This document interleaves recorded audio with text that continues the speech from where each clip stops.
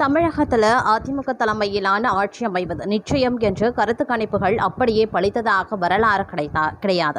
கருத்து கணிப்புகளை உடைத்தே அதிமுக ஆட்சி அமைத்திருக்கிறது என அதிமுக பொதுச் செயலாளர் எடப்பாடி பழனிசாமி தெரிவித்திருக்கிறார்.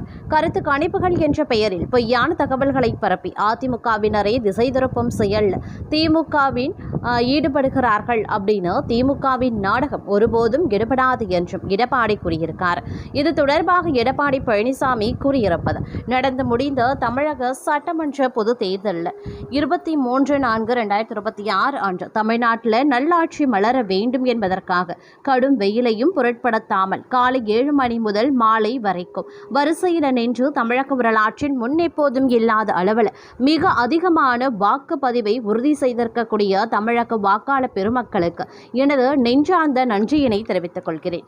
இரவு பகல் பாராமல் கடும் வெயிலையும் பொருட்படுத்தாமல் வாக்குப்பதிவு வரை சுழன்று பணியாற்றிய அதிமுக மற்றும் கழகத்தின் தலைமையிலான தேசிய ஜனநாயக கூட்டணியில் அங்கம் வகிக்கும் பாஜக, பாட்டாளி மக்கள் கட்சி, அமமுக, தமிழ் மாநில காங்கிரஸ், புரட்சி பாரதம், இந்திய ஜனநாயக கட்சி, புதிய நீதி கட்சி, தமிழக மக்கள் முன்னேற்ற கழகம், பெருந்தலைவர் மக்கள் கட்சி, சிங்கத்தமிழர் முன்னேற்ற கழகம் உள்பட நமது கூட்டணியில் இடம்பெற்றிருக்கக்கூடிய அனைத்து கட்சிகளுக்கும் ஆதரவளித்த கட்சி தலைவர்களுக்கும் நிர்வாகிகளுக்கும் மற்றும் ஆதரவளித்த அனைத்து அமைப்புகளுக்கும் எனது நெஞ்சார்ந்த நன்றியினை தெரிவித்துக் கொள்கிறேன் என சொல்லியிருந்தார்.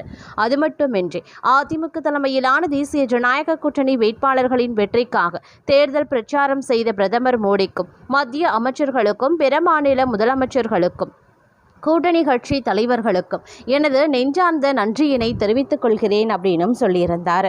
தமிழ்நாட்டில் தற்போது நடைபெற்று வரக்கூடிய நிர்வாக திறனற்ற விடியா திமுக அரசின் மீது மக்கள் கண்கூடாக தன்னுடைய வெறுப்பை காட்டுகின்றனர். அதை நாம கண்டோம். விரக்தியின் விளிம்பில் இருக்கக்கூடிய திமுகவினர் எப்படி புறவாசல் வழியாக ஆட்சியை பிடிக்கலாம் என்ற எண்ணத்தோடு அதற்கான முயற்சிகளை இந்த தேர்தலில் ஈடுபடுத்துவதற்கு தயாராகவே உள்ளனர்.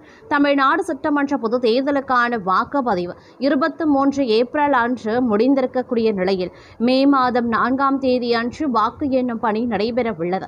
இதற்காக அனைத்திந்திய அண்ணா திராவிட முன்னேற்ற கழகத்தின் சார்பிலையும் கூட்டணி கட்சிகளின் சார்பிலையும் முகவர்களாக நியமிக்கப்பட்டிருக்கும் அனைவரும் மிகுந்த கவனத்துடனும் வெடிப்புடனும் பணியாற்றி வெற்றிக்கனியை சிந்தாமல் சிதறாமல் பெற்று கழகத்திற்கும் கூட்டணி கட்சிகளுக்கும் சமர்ப்பிக்கும் வகையில் பணியாற்றிட வேண்டும் என்று கேட்டுக்கொள்கிறேன். அனைத்து இந்திய அண்ணா திராவிட முன்னேற்ற கழகத்தின் சார்பிலையும் கூட்டணி கட்சிகளின் சார்பிலையும் போட்டியிடும் வேட்பாளர்களின் வெற்றியை உறுதி செய்திடும் வகையில் மக்கள் தீர்ப்பு நிலைநாட்டப்படும் வகையிலையும் அனைவரும் மிகவும் விழிப்புடன் பணியாற்றிட வேண்டும்.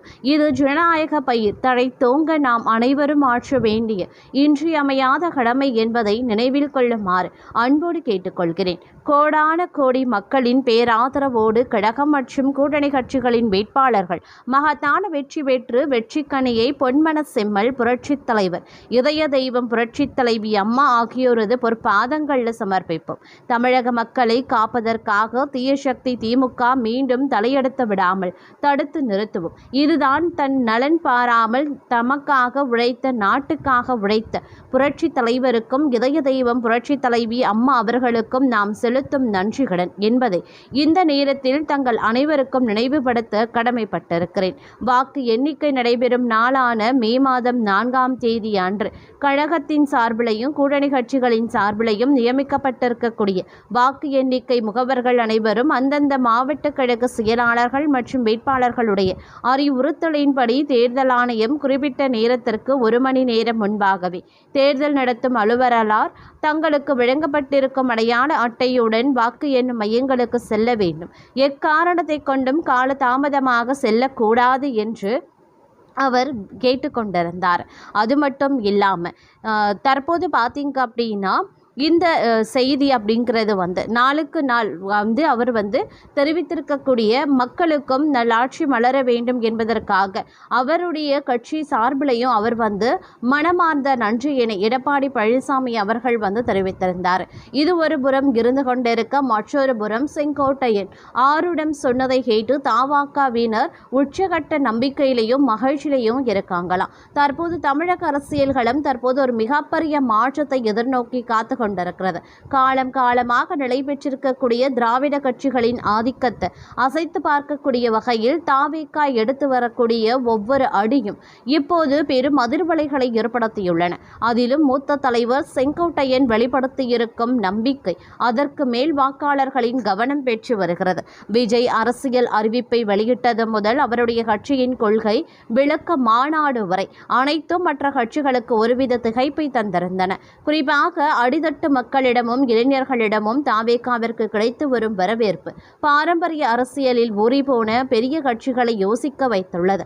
இதுவரை தமிழக அரசியலில் மாற்றத்தை விரும்பியவர்களுக்கு ஒரு வலுவான மாற்றாக தாவேகா உருவெடுத்துள்ளது என்பதும் நிதர்சனம். இந்த எழுச்சியானது வெறும் உணர்ச்சிகரமானதாக மட்டுமல்லாமல் திராவிட கட்சிகளின் வாக்கு வங்கியில் ஒரு விரிசலை உண்டாக்கும் அளவுக்கு தீவிரமாக இருப்பதே இதற்கு காரணமாகும். தாவேகா கட்சியின் கொள்கைகளும் அதன் செயல்பாடுகளும் சோசியல் மீடியாவை தாண்டி வீதிக்கு வந்துள்ள நிலையில் இது தேர்தல் களத்தில் எத்தகைய தாக்கத்தை ஏற்படுத்தும் என்பதுதான் தற்போதைய பிரதான விவாதம். ஆளும் தரப்பு மற்றும் எதிர்கட்சிகள் என இரு முனையிலையும் இருக்கக்கூடிய திராவிட இயக்கங்கள் தாவேகாவின் வரவை மேலோட்டமாக சாதாரணமாக காட்டிக்கொண்டாலும் தங்களுக்குள் ஒருவித பதட்டத்தில் இருப்பதை சிலரது பேச்சுக்களிலேயே உணர முடிகிறது. இத்தனை காலமும் தாங்கள் கட்டமைத்திருந்த அரசியல் பிம்பம் ஒரு புதிய சக்தியால் கேள்விக்குறியாக்கப்பட்டுள்ளதை அடுத்த சிலரால் ஜீரணிக்க முடியவில்லை என்றே தெரிகிறது. இது ஒரு சாதாரண அரசியல் வருகை மட்டுமல்ல, தமிழக அரசியலில் ஒரு புதிய அத்தியாயத்தின் தொடக்கம் என்பதை தாவேகா மாநாடுகளில் கூடிய லட்சக்கணக்கான தொண்டர்களின் ஆரவாரம் உணர்த்தியது. நேற்றைய தினம் எக்ஸிட் போல்களில் தாவேகா ஏற்படுத்தி இருந்த தாக்கத்தையும் அறிய முடிந்தது. தாவேகா சுமார் 11 முதல் 15% வாக்குகளை பெற்றுள்ளதாகவும் இதன் மூலம் தமிழகத்தின் 3வது பெரிய சக்தியாக உருவெடுத்துள்ளதாகவும் புள்ளி விவரங்கள் தெரிவிக்கின்றன. சில தொகுதிகளில் தாவேகா பெற்ற வாக்குகள் வெற்றி தோல்வியை தீர்மானிக்கும் முக்கிய காரணியாகவே மாறியும் உள்ளது. குறிப்பாக 18 முதல் 25 வயதுக்குட்பட்ட முதல் முறை வாக்காளர்கள் மற்றும் இளைஞர்களின் வாக்குகளை பெரிய அளவில் தாவேகா ஈர்த்துள்ளது. இந்த வாக்குகள் பாரம்பரியமாக திமுக மற்றும் அதிமுக ஆகிய இரு திராவிட கட்சிகளுக்கு செல்லும் வாக்குகளில் ஒரு பகுதியை தன்பக்கம் எடுத்திருப்பது தேர்தல் களத்தில் மிகப்பெரிய பேசுபொருளாகியுள்ளது.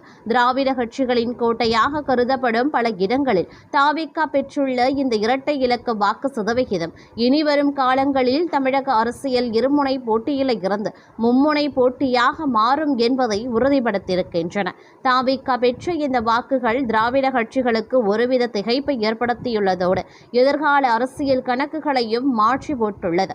பல இடங்களில் அதிமுக மற்றும் திமுக வேட்பாளர்களின் வெற்றி வாய்ப்பை தாவேகாவின் வாக்கு விரிப்பு கடுமையாக பாதித்துள்ளதை இந்த எக்ஸிட் போல் முடிவுகள் வெளிச்சம் போட்டு காட்டுகின்றன.